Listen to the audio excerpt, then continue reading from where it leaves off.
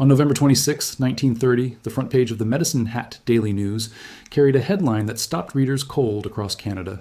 3 words: Village of the Dead. What those 3 words described was something that had no explanation then and has no explanation now.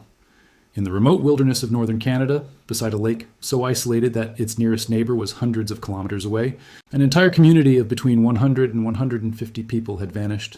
Not fled, not migrated, vanished. As if the earth had opened and swallowed them whole. No bodies, no blood, no tracks in the snow, no boats missing from the shore, no ice broken on the frozen lake, no signs of struggle anywhere in the village, just empty tents, burning fires, food charring on stoves, dogs dead on their ropes, sewing needles still threaded through unfinished cloth, and an absolute silence where a community of human beings had been living and breathing just days before. Welcome to World Unveiled. This is the Anjikuni Lake mystery. And after nearly 100 years, nobody has solved it. The man who found the village was a fur trapper named Joe LaBelle. He had been working in the area for years and knew the Inuit community at Anjikuni Lake well. They were known throughout the region for their hospitality to outsiders, and LaBelle had stayed with them on previous trips without issue. On a cold November night in 1930, caught out in the wilderness after dark, he made his way toward the lake, intending to spend the night in the village as he had done before. As he approached, he noticed something that felt wrong before he could identify what it was. Silence. Not the silence of a sleeping village, which has its own texture of dogs shifting and fires crackling and the distant sounds of human habitation. This was a different silence. The silence of complete absence. He could see smoke rising from some of the tents as he drew closer. He called out. Nothing answered. He walked through the entrance of the settlement and stopped. Every tent was empty. Every fire was burning without anyone tending it. The village was intact. The village was abandoned. And as far as Joe LaBelle could see in every direction, there was nobody there. He went from tent to tent. In some of them, pots of food sat on fires that had been burning long enough to reduce their contents to charred remains. Someone had prepared a meal and never eaten it. In other tents, he found women's sewing work set down mid-stitch, the needle still threaded, the cloth still held in shape by the arrangement of the fabric, as if the person doing the work had simply stood up and walked away between one stitch and the next. Personal possessions were untouched. Tools were in their places. Everything that a person would take if they were leaving voluntarily was still there. Everything that would be disturbed if there had been a struggle was undisturbed. The only things missing from the village were the people. Then LaBelle found the dogs. The Inuit of this region kept sled dogs as essential working animals, and those dogs were never left behind when a community moved.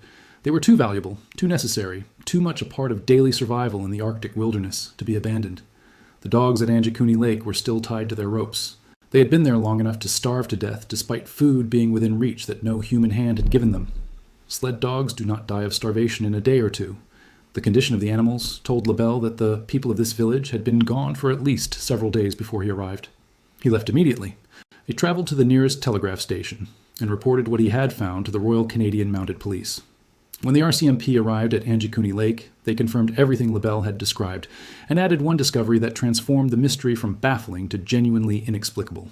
The entire village was covered in a fresh layer of snow that had fallen after the disappearance.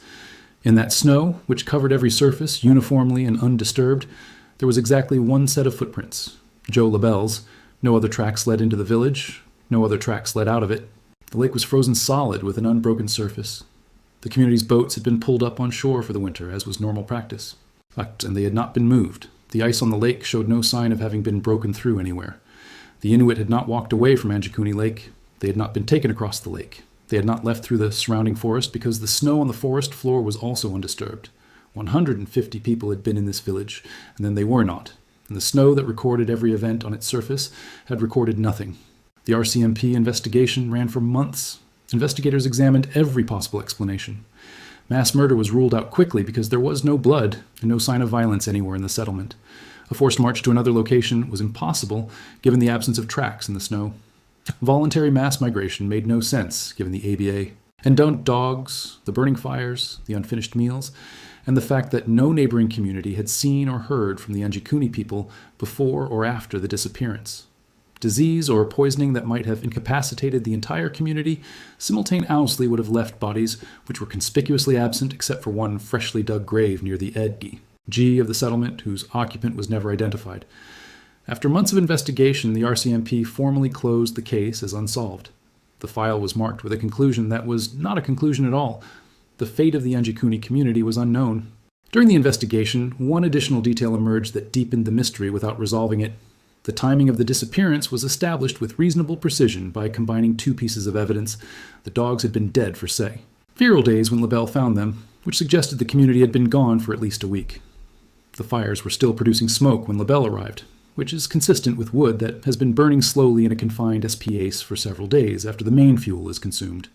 The investigators concluded that the people of Anjikuni Lake had most likely disappeared approximately 8 days before LaBelle found the empty village. 8 days. Long enough for dogs to die of starvation. Long enough for fires to reduce themselves to smoldering traces. Not long enough to leave any tracks in the most recent snowfall. Whatever happened at Anjikuni Lake happened suddenly, completely, and without leaving a single physical trace that anyone has ever been able to explain. In 1984, 50 years after the disappearance, two writers named Roger Bohr and Nigel Blundell published an article connecting the Anjikuni vanishing to UFO activity in the region. They claim to have spoken with a trapper and his two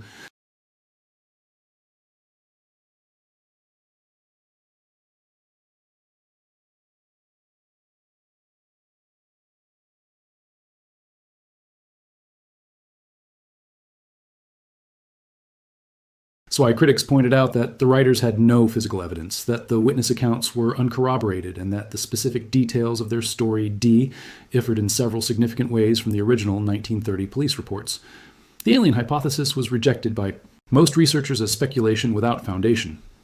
But no one offered a better explanation. Because there is no better explanation. There has never been a better explanation. Teehee village at Anjikuni Lake emptied itself of all human life in a single moment, left no trace of where those lives went, and has resisted every attempt to account for their disappearance for nearly 100 years. The lake is still there. The wilderness around it is still as remote and as empty as it was in 1930. The file in the RCMP archive is still marked unsolved. And the question that Joe LaBelle asked when he walked through that silent village on a cold November night in 1930, surrounded by burning fires and abandoned dogs and untouched meals and unfinished sewing, is still the only question that matters and the only question that has never been answered. Where did they go? This is World Unveiled. Subscribe, because some stories do not have endings. They only have questions. And the questions are what keep us looking.